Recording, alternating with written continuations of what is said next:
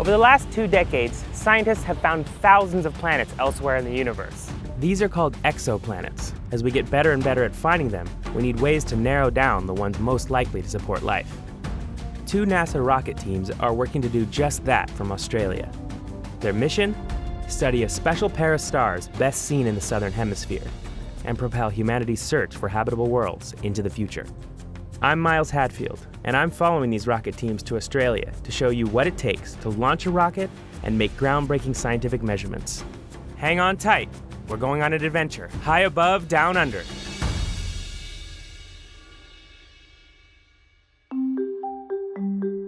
Earth is packed with life. But some environments are more habitable than others. So what makes an environment, or a planet, a good place for life to thrive? Well, one thing is water! And in fact, that's what the search for life elsewhere in the universe is focused on so far. Finding planets where water can exist in liquid form. There's a region around every star that scientists call the Goldilocks zone. A planet in this zone has the right temperature for water to remain liquid. Too close, and the water will evaporate away. Too far, and it'll freeze. The distance has to be just right. This zone has been the basis for the search for habitable worlds. But just because a planet is inside the Goldilocks zone doesn't mean it can sustain life. Take, for example, the closest known exoplanet to Earth at just 4.2 light-years away. It's located in the Goldilocks zone, but scientists think the star's frequent eruptions might have blown away any atmosphere the planet might have had. In other words, the Goldilocks zone is just a first guess. To truly tell whether an exoplanet is habitable, we need to look at the star it's orbiting. Unfortunately, we can't just observe a planet and understand it at face value. We have to understand it in the context of what its parent star is giving it. So scientists have been collecting data from different types of stars to learn how they affect their planets. We would like to be able to create a menu of star-planet possibilities that our future missions can draw from and prioritize the most promising places to find habitable environments. The next item to be added to the menu? Yellow stars. We're looking for something around 5 billion years old, an average size. Wait a second, don't we have one right here? So why not use the sun? We've thought that our sun is the prototype for kind of 5 billion year old average yellow stars.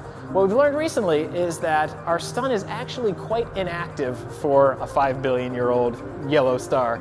Typical Earthling behavior, really, thinking we're the example for the entire universe.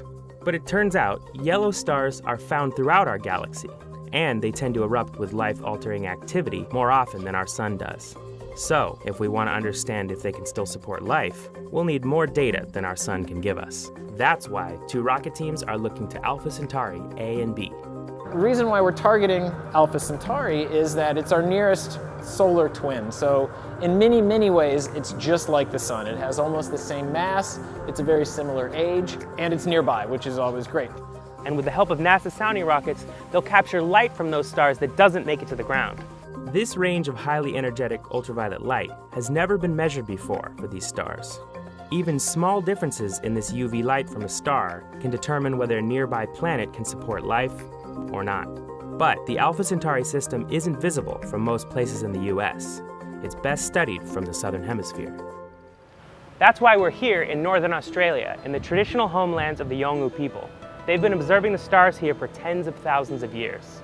I'm here with 2 rocket science teams, Sistine and Deuce, and a crew of about 50 NASA engineers, rocket specialists, and support staff.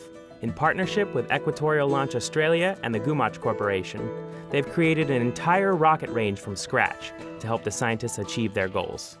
In this series, you're going to meet these teams and follow their quest high above the Australian outback to see what it takes to make these first ever measurements from our closest stellar neighbors. We're going behind the scenes to learn more about the science of habitability and what goes into launching a rocket, dodging venomous snakes and crocodiles along the way. But first, we'll take a look at how this brand new rocket range came to life with the help of the Yolngu people, who have been observing these stars for millennia.